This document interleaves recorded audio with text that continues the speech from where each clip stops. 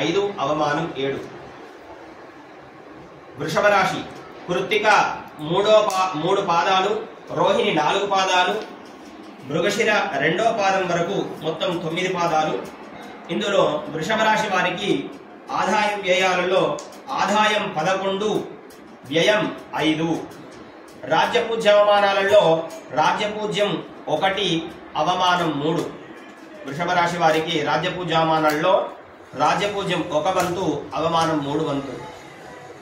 మిథున రాశి మృగశిర నక్షత్రము 3 పాదాలు, 3 4వ పాదం, ఆరుద్ర 4 పాదాలు, పునర్వసు 3 పాదాల వరకు మొత్తం 9 పాదములు. ఆ 9 పాదాలలో మిథున రాశి వారికి 14 ఆదాయం 2, మొత్తం 9 పాదములు.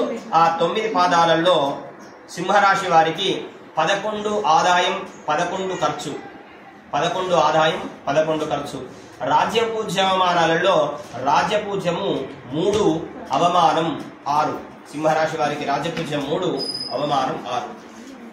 అదేవిధంగా కన్యారాశి, కన్యారాశి వారు ఉత్తరా నక్షత్రం 2వ పాదము, 3వ పాదం 4 పాదాలు, హస్తా నక్షత్రం 4 పాదాలు, చిత్త 1, 2 పాదముల వరకు కన్యారాశి.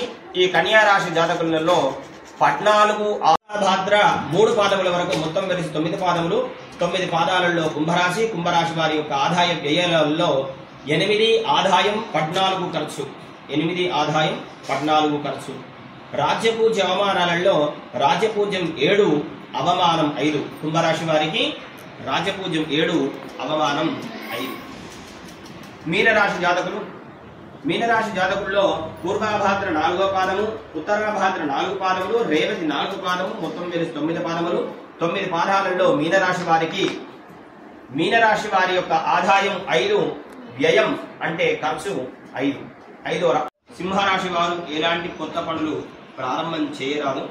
వారికి సూర్యబలము నవంబర్లో వచ్చేటువంటి అవకాశం ఉంటుంది.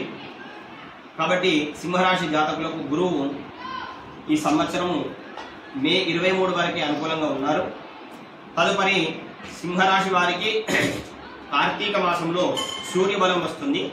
తర్వాత శని నివృత్తి అయ్యాడు, 6ఇంట్లోకి శని ప్రవేశించాడు. కాబట్టి సింహరాశి జాతకులకు చాలా అనుకూలంగా ఉంది. ఈ సంవత్సరము శని 6ఇంట్లో ఉండడం వలన కార్యసిద్ధి, శత్రు విజయము, ప్రమోషన్స్, ఉద్యోగం చేసేటువంటి వారికి తప్పకుండా ప్రమోషన్స్ వచ్చేటువంటి అవకాశం ఉంది. వారు ఏ కార్యక్రమాన్ని, కొత్త కార్యక్రమాలు ఏది కూడా ప్రారంభం చేసినా అది సఫలీకృతమయ్యేటువంటి అవకాశం కనిపిస్తుంది. శని 6ఇంట్లో ఉండడం వల్ల సింహరాశి వారికి చాలా లాభదాయకంగా ఉంది. గురువు లేకపోయినా సూర్యుడు అనుకూలంగా వస్తున్నాడు. అదేవిధంగా వారికి శని బలం వలన సకల కార్యసిద్ధి అయ్యేటువంటి అవకాశం ఉంది సింహరాశి జాతకులకు. సైన్యాధిపతి రవి, ధాన్యాధిపతి కుజుడు, అర్ఘ్యాధిపతి మేఘనాథుడు రవి, అర్ఘ్యాధిపతి రవి, సారదాధిపతి శని, నిసారదాధిపతి గురుడు. స్వస్తి శ్రీ విశ్వసనామ సంవత్సరంలో నాయకత్వంలో 3 ఆధిపత్యాలలో శుభగ్రహములు కలిగి ఉన్నాయి. 6 గ్రహములు పాపులై ఉన్నాయి. ఇచట కేంద్ర రాష్ట్ర పాలనలో కొద్దిగా ఒడిదొడుకులు జరుగును.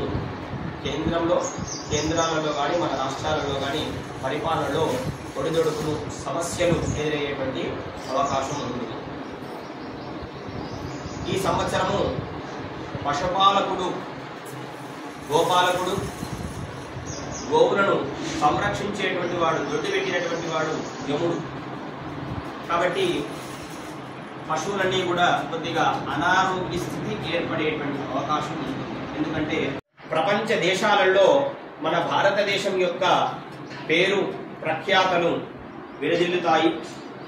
భారతదేశం యొక్క పేరు చాలా దేశాలకు ఉన్నతమైనటువంటి స్థితిగా ఏర్పడుతుంది.